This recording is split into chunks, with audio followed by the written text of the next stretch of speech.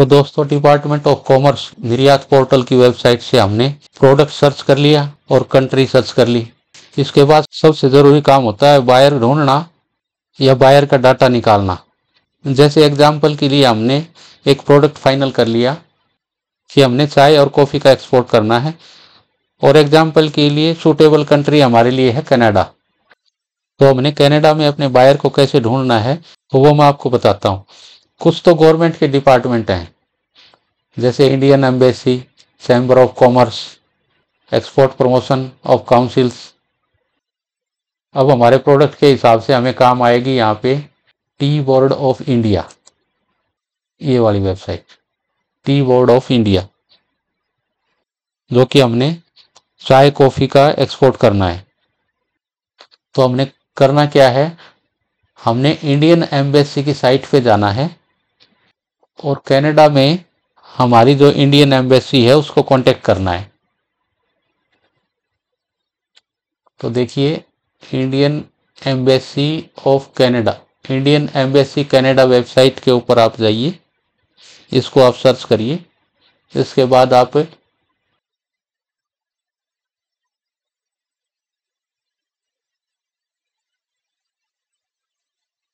देखिए, आप यहाँ पे आप कॉन्टेक्ट अस में जाना,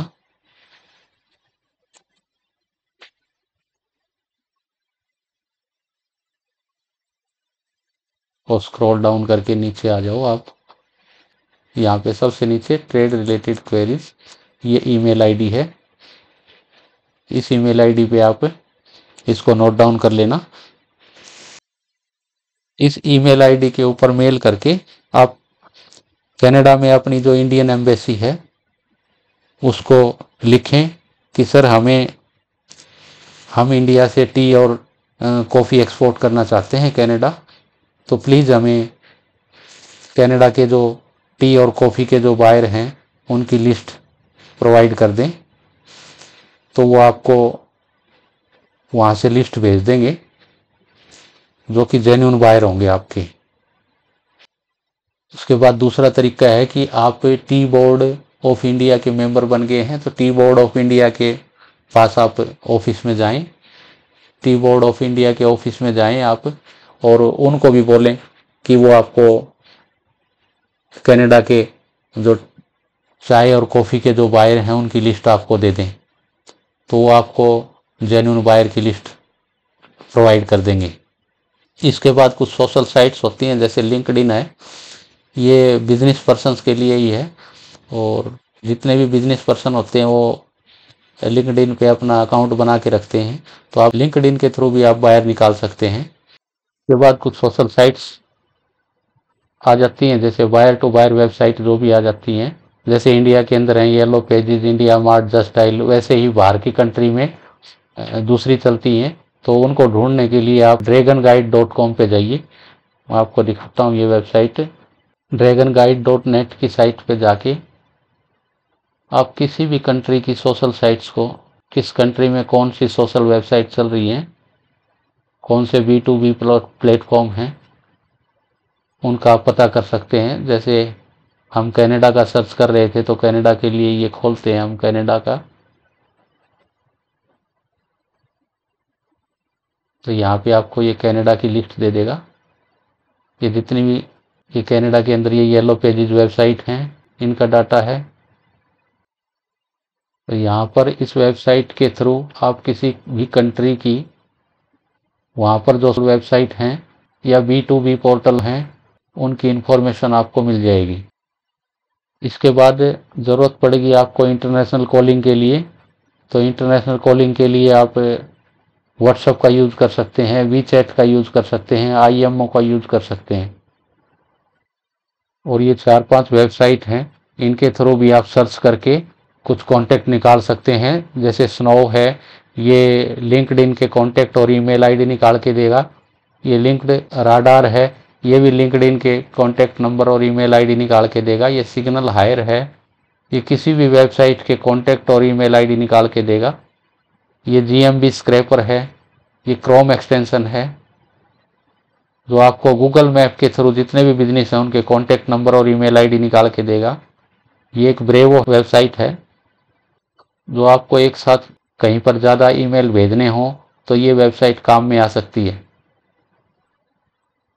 इनको आप नोट डाउन कर लेना और अपने हिसाब से सर्च करके कौन सी वेबसाइट कहाँ पे आपको काम आएगी वो आप अपने हिसाब से देख लेना।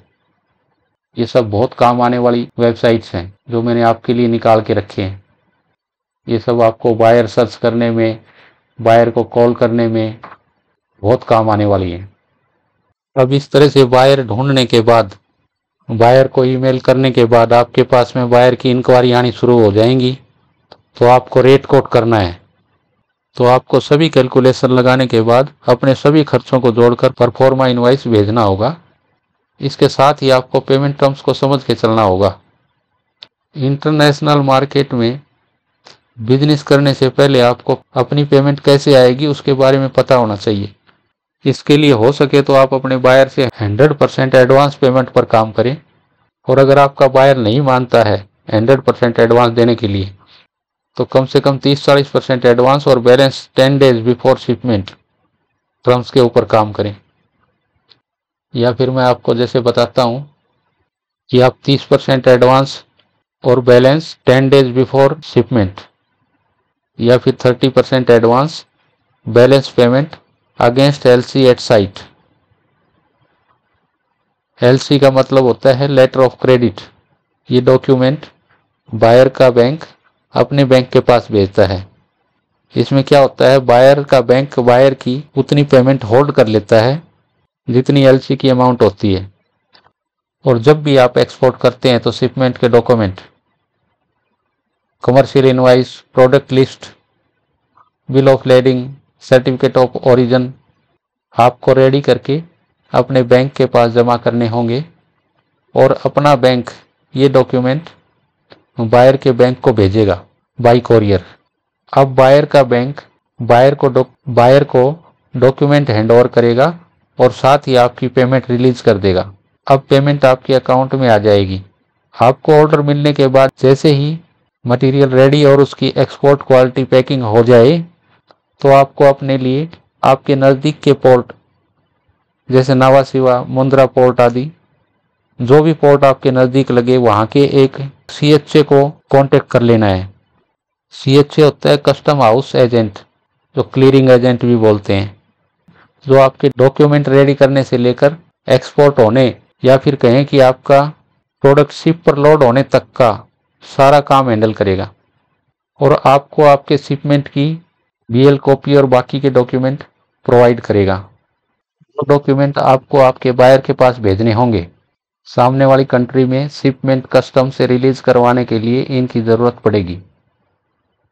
तो दोस्तों, इस प्रकार स्टेप बाय स्टेप आप अपने इंपोर्ट एक्सपोर्ट के बिजनेस को स्टार्ट कर सकते हैं। मैंने कोशिश की है कि शुरू से लास्ट तक सभी पॉइंट क्लियर हो जाएं। फिर भी कोई पॉइंट बाकी रहा हो तो कमेंट में लिख कर भेजना, और आपको इंपोर्ट एक्सपोर्ट संबंधित कोई और जानकारी लेनी हो तो कमेंट करना। अगले वीडियो में उसको कवर करने की कोशिश करूंगा। आशा करता हूँ वीडियो में दी गई जानकारी आपको पसंद आई होगी। अगर हाँ तो वीडियो को लाइक शेयर ज़रूर कर देना। आप सबका बहुत बहुत धन्यवाद। जय हिंद, जय भारत।